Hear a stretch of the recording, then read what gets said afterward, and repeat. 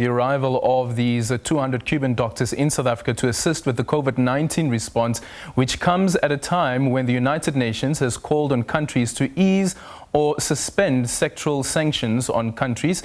The United Nations Secretary General and the High Commissioner for Human Rights have expressed fears that sanctions could impact medical efforts in countries like Cuba and others where stiff economic sanctions imposed by the United States remain in place. President Donald Trump has reversed a period of détente with Cuba under his predecessor, Barack Obama, while his administration continues to urge countries to cancel their health cooperation agreements and send Cuban doctors back home.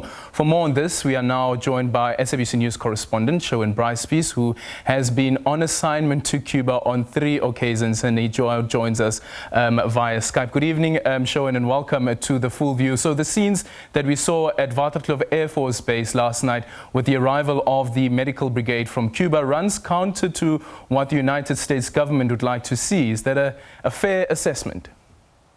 Very much so, Aldrin. I think juxtapose the sort of enthusiasm you saw at Waterkloof Air Force Base in Pretoria last night with some of the language that has emanated since Donald Trump took office, and certainly from various officials in his administration. I'll read you some of that language. These are exploited workers and agents of communist indoctrination. This is a form of modern-day slavery. Mike Pompeo, the Secretary of State, tweeting in January of this year, quote, "We urge host countries to end contractual agreements with the Castro regime that facilitate the human rights abuses occurring in these programs." And of course, as you correctly prefaced there, Aldrin, there's been a sea change since the Trump administration came in. After that thawing in diplomatic relations, the reciprocal opening of embassies in Havana and Washington, Obama and his family traveling down there in 2016 to reopen and to be the first president in decades to travel to the communist island. And a huge change from Donald Trump, one of his first foreign policy announcements in June of 2017, some months into his administration. Listen to how he changed the language around Cuba, and then a response from Cuba's foreign minister, Bruno Rodriguez Parilla. Our policy will seek a much better deal for the Cuban people and for the United States of America. We do not want U.S. dollars to prop up a military monopoly that exploits and abuses the citizens of Cuba. Our new policy begins with strictly enforcing U.S. law. We will not lift sanctions on the Cuban regime until all political prisoners are freed, freedoms of assembly and expression are respected. All political parties are legalized, and free and internationally supervised elections are scheduled. Elections. El bloqueo provoca daños humanitarios incalculables. The blockade has caused incalculable humanitarian damages. It is a flagrant, massive, and systematic violation of human rights.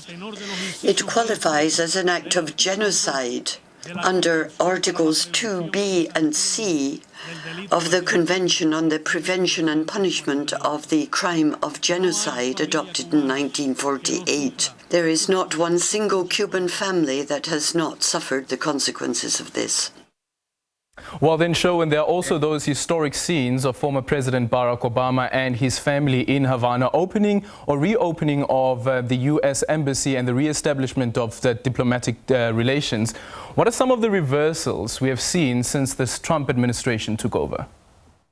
Yeah, I'll read you some of them, Aldrin. It's a long list. You know, charter flights were the only way Americans, for example, could get to Cuba before the era of détente. Of course, under Obama's easing of restrictions, cruise liners, yachts, and sailboats were allowed to go to the island for the first time from these United States. That has been taken away by President Trump. Commercial flights are no longer landing in various destinations in Cuba, other than the capital, Havana.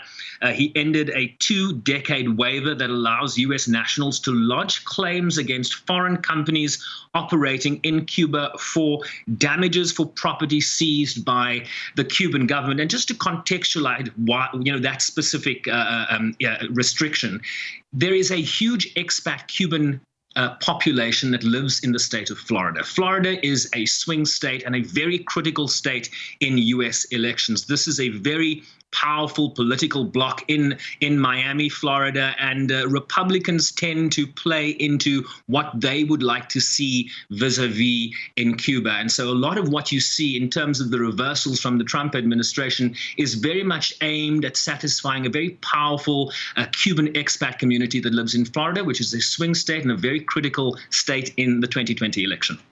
And tell me then, does the U.S. have any point with arguing that Washington's maximum pressure campaign on Cuba is centered around what it believes to be the island nation's poor human rights records?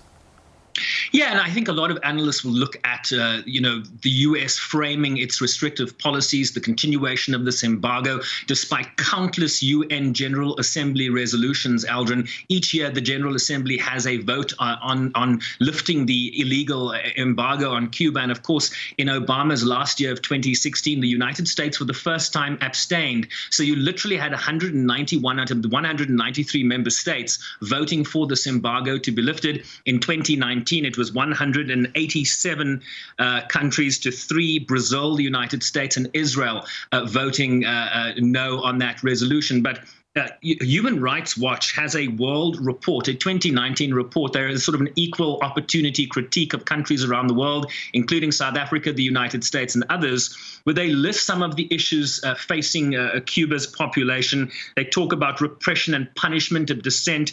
Public criticism is not really allowed. It lists arbitrary arrests of human rights defenders, political journalists. Some 120 plus political journalists are still, not journalists, I beg your pardon, activists are still imprisoned in Cuba. So there are certainly some human rights questions that need to be posed to the Cuban government, but certainly no different from relations that the United States has with other countries around the world. One can think of China, one can think of Saudi Arabia, Hungary, the Philippines, and others, where political relations are absolutely fine. In fact, the U.S. has just penned a new trade deal with China. So it questions the reasoning in terms of human rights vis-a-vis this embargo that continues to be imposed on the Cuban government. The Cubans say $753 billion is what this has cost them over 60 years. The United Nations, a lower figure, Aldrin, about $130 billion is what they say this embargo has cost Cuba.